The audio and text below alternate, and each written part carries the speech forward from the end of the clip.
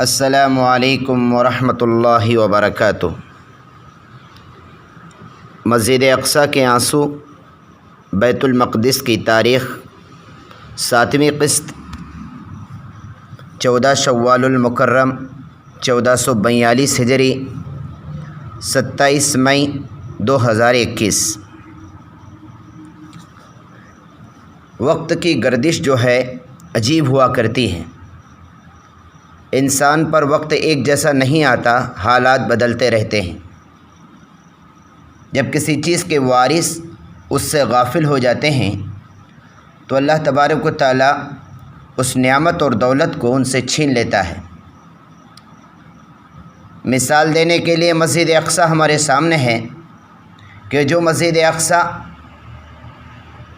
جو ایک مقدس قبلہ اول مسلمانوں کے لیے تھا، جہاں پر جلیل القدر انبیاء کرام نے اور اولیاء کرام نے اپنی پیشانی کو جھکایا تھا اور ٹیکا تھا، اور جس مسجد اقصیٰ کو بوسہ لیا تھا، اور جس کی برکات آسمان سے بے پایاں اترا کرتی تھی، جہاں پہ رحمتوں کی بارش ہوا کرتی تھی، جس کی مقدس چار دیواری میں رحمتوں کا نزول ہوتا تھا، اللہ تبارک و تعالیٰ نے اپنے آخری پیغمبر کو اسی جگہ سے معراج کرائی تھی، جو مسلمانوں کا قبلہ اول تھا، جہاں پر ایک نماز کا ثواب ایک روایت کے مطابق 50,000 نمازوں کے برابر تھا۔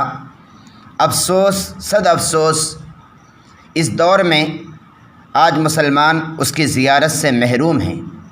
ایک لمبا عرصہ ہو گیا مسلمان اس کی زیارت اور وہاں پر نماز ادا کرنے کے لیے نہیں جا سکتے۔ باہر کے مسلمان، فلسطینی مسلمان وہاں پر اس کو آباد رکھے ہیں۔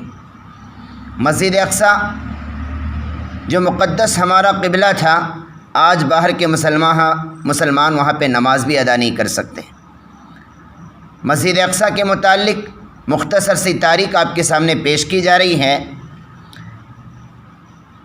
القدس یروشلم کا عربی نام ہے، جسے زمانے قبل اسلام سے پہلے ایلیا کہا جاتا تھا۔ یہ 35 درجہ طول شرقی اور 31 درجہ عرض شمالی پر واقع ہے۔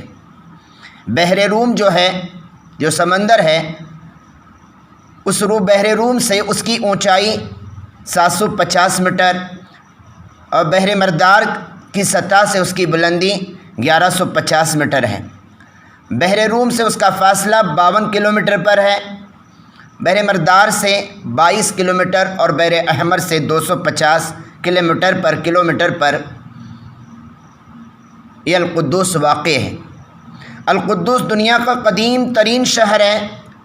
یہ یہودی، عیسائی اور مسلمانوں کے ہاں یکساں طور پر متبرک ہے، اور اس شہر کی آب و ہوا نہایت عمدہ، صحت افزا اور بہت ہی زیادہ مفید ہے۔ یہاں میوے کثرت سے پائے جاتے ہیں۔ یہاں کے میوے بہت زیادہ لذیذ اور میٹھے ہیں۔ القدس کی جو تاریخ آج انسانی دنیا کو معلوم ہے، اس کے مطابق یہ القدس جو شہر ہے 45 صدیاں پرانا شہر ہے۔ 4000 سال پہلے، 4,500 سال پہلے عربوں کی ایک شاخ کنانی اور یبوسی یہاں پر آباد ہوئے، اور انہوں نے یہاں پر بستیاں بسائی، اور حضرت داؤد علیہ السلام نے اس کو فتح کیا۔ حضرت سلیمان علیہ السلام کے زمانے میں اس کو خوب ترقی حاصل ہوئی۔ القدس جو شہر ہے یہ مختلف دور سے گزرا ہے۔ داؤد علیہ السلام نے اس کو فتح کیا، سلیمان علیہ السلام کے دور میں اس کو ترقی ملی۔ اہل فارس کا اس پر قبضہ ہوا۔ بخت نصر نے یہودیوں کا قتل عام کیا، بقیہ یہودیوں کو غلام بنا کر لے کر گیا۔ پھر اس پر رومی قابض ہو گئے، اور قسطنطین بادشاہ کی والدہ یہاں پر ایک مشہور گرجا گھر بنائی القدس میں، جس کو کنیسۃ القیامہ کے نام سے جو مشہور ہو گیا۔